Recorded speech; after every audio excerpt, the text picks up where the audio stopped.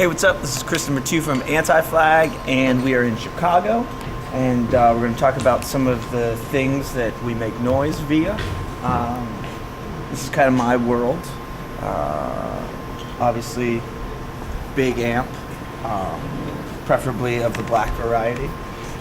This is the one piece of gear that I take with me everywhere. It's a Sans amp.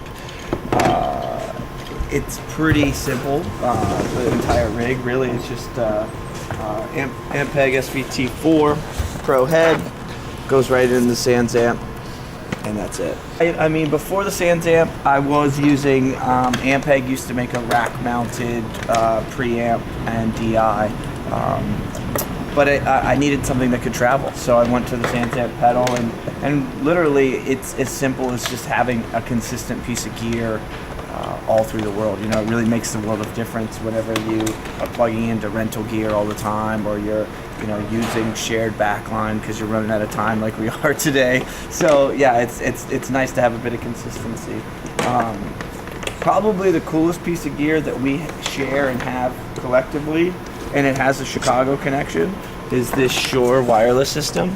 Up until just recently, like, you needed to have an individual rack for each person's wireless system. So to go to this, which is all digital and has all four channels inside of it, it's really been a lifesaver, especially traveling overseas. Like, we could carry it on the plane if we needed to, and have wireless systems that work in fields in Germany. So yeah, it's a really crucial piece to our world. It's an Ampeg. It's an Ampeg 810, and I don't really have any affinity to any of them, so I don't really care. Yeah, there's the coolest gear interview piece I ever saw was with the bass player in Weezer, and they were like, well, what do you use? And he said, for an amp I use a big one, and for a bass I use a black one. So that is kind of the way I feel about all this shit. You can do it, you could use anything, and it really doesn't matter. But yeah, I get a lot of questions about like the tone of the bass that I'm using, and really it's just, I like to change it all the time, so I don't really have an affinity to one type of style or one type of tone or playing, because I feel like when the tone or when the sound of the guitar changes, that kind of influences the way you play, and I think that's really cool to change that up on each record too.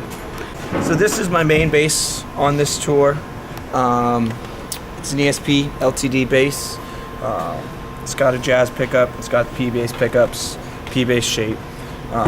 Really, again, it sounds normal, you know, like there's nothing quirky to it or strange to it. Like the bass line is the bass line, and that's what I like about it, you know. So in that respect, that's why I use these guitars. Yeah, I do have a loyalty to a string company. That's one of the few things that I actually care about. And we use Ernie Ball strings, and these are light gauge strings. So I play with a really light pick, and I use really light gauge strings, and that's kind of like antithetical to a lot of bass players who use really heavy picks and really heavy gauge strings. But for me, like, I'm not really kind of banging on the thing at all. Sometimes it looks like that, but my hand lives here, and it moves pretty easily.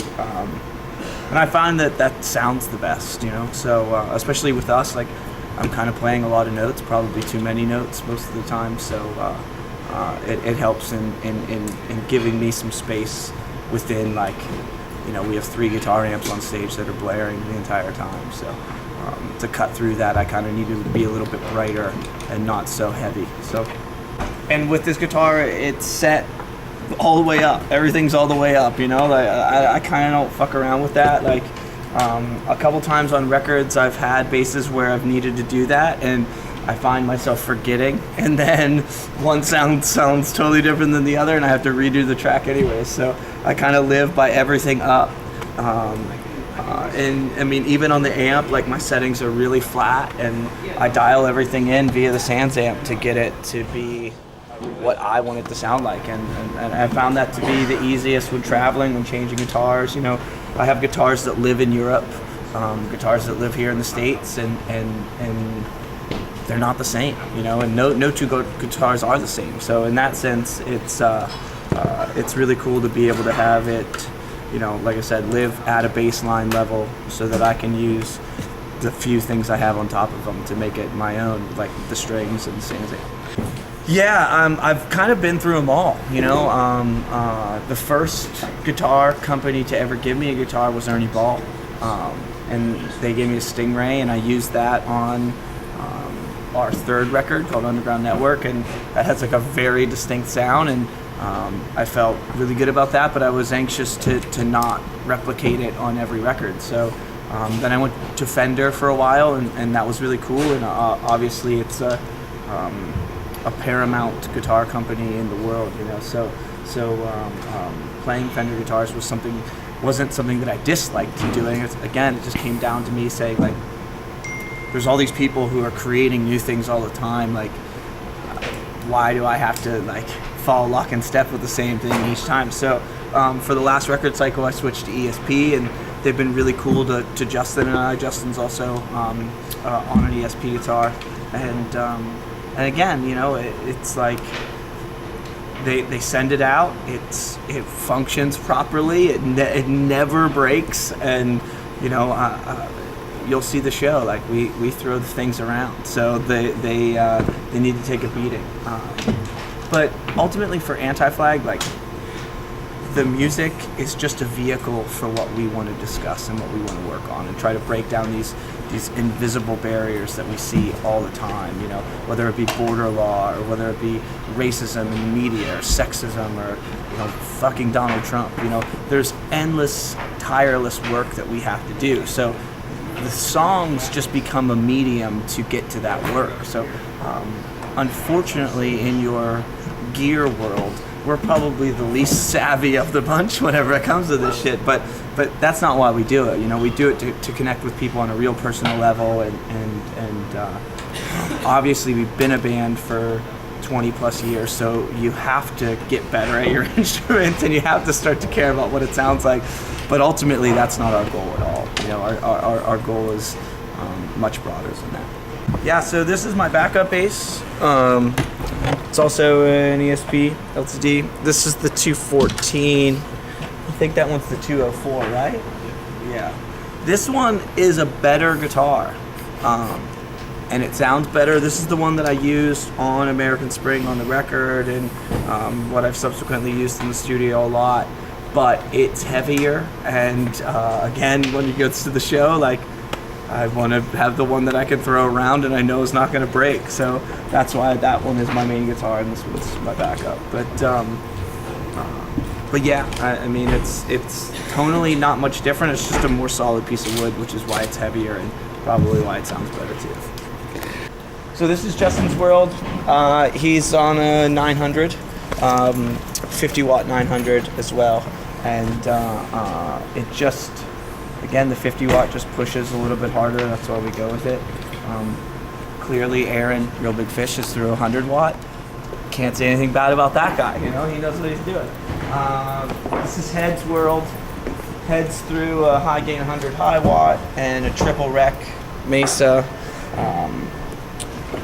The high watts we got in England, and they're really awesome. And we were all high watt for a while, but they kind of live in the studio for us now. So, but Head is also Mesa, tried and true. Like, he doesn't go anywhere without a triple rec. His pedal board is set up pretty simple, OCD Distortion. I know that we turned like a bunch of folks onto these because they're just road ready. I know the Menzingers are using OCD now and things like that. Earthquaker, Ghost Echo for reverb. Memory Boy that breaks all the time, but he needs to use it. The Pog is for a song called Poison off our new record. It has that kind of organ vibe to it. And then we have been playing like our newest quote-unquote single, which is called Without End, and Tom Morello plays on that. So our Tom Morello emulator is the super shifter there. Yeah, it's our workaround from the Digitech delay that Tom uses. So yeah, the high watt, it's a warmer head. It's not as sharp as the Mesa or the 900 gets, but But what I really love about it and why they predominantly live in the studio and why it lives on this side, like this is Head's cleaner side, and so we kind of do a blend of those two out front. But like I said, what I love about it for the studio is you can turn it down and still get that crunch and that push of like a heavy guitar, which is really crucial in the studio because you don't want to be pushing too much air into your microphones and blowing them out. So that's kind of why they live in that world for us. An interesting thing that we do that not a lot of American bands do is we're on these Palmer DIs, so there's no mics on our cabs.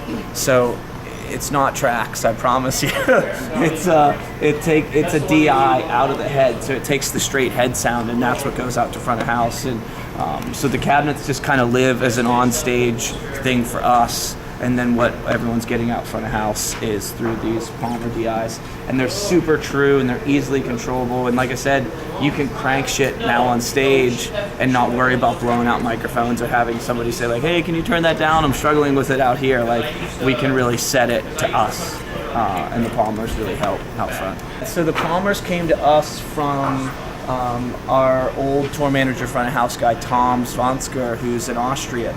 And he toured with us forever, and he is like a gear nerd. He's the one connection to the gear world that we have, and he's always looking for cool things. And I think that he got Behringer ones of these first, which they're a German company, so it makes sense that he'd have them in Europe first. But yeah, like he introduced them to us, and we liked them because it's less stuff on the stage for us to trip over, less mic cables, less all that stuff. And yeah, they're really cool. They've got a few like settings too where you can push how hard they're pushing. Again, we just kind of set them to 0, with the mellow being 0 and the 15 dB. They have ground lifts on them too, which is really crucial when you're overseas and you're getting crazy amounts of power to your heads. You can fuck with it that way. So yeah, they've been a really cool element to the live show for us, and makes life a lot easier for these guys, especially on like days when we're running late like today. So this is Justin's distortion pedal for his leads. He, not to speak ill of this pedal, but it's kind of a piece of crap, and but he loves it because of that, and it just boosts the hell out of it. So we had a friend of ours in Pittsburgh from his company called TRVR Electronics. He makes amps and does a lot of cool stuff in the city, but he has hot rodded this pedal, so he got rid of all the knobs, because the issue that we were having was kids were coming onto the stage and breaking our knobs off of our distortion pedal, or Justin's distortion pedal specifically. So he hot rodded it all to his settings, and now it just turns on and off. And that's all it has, is just a light. So it's kind of we took a $100 pedal and made it into something that it shouldn't be. Yeah. Everyone else's guitars. Head is a SG guy. He's got too many of them. They fill his house, of varying years and varying wears. And he has no loyalty to either one. Like, I don't know, they're split about 50-50, and Mark has grabbed, I'm gonna grab this one for me really quick, Mark. This is Justin's main guitar. It's an Esp Ec 400 that they don't make anymore, and we've been totally trying to, I can give this back to you, Mark, to find them. Sometimes he buys them on Craigslist and things, because they just don't make them anymore. This is one that he got off of Craigslist but isn't as good. He turns off the front pickup, removes the switch. This is where the front pickup volume knob was, bumps everything back, moves the switch down here. It's just a kill switch. So he does a few tiny quirks to it to make it his own, but ultimately he found one guitar that he likes, and we've been keeping it alive for, I don't even know how fucking long. That's the guitar is. Yeah, so we just switched to Ernie ball strings through and through for each of us, and so we're still kind of experimenting with which ones we like. I think that Justin's leaning towards these power slinkies now. Yeah, so head's just on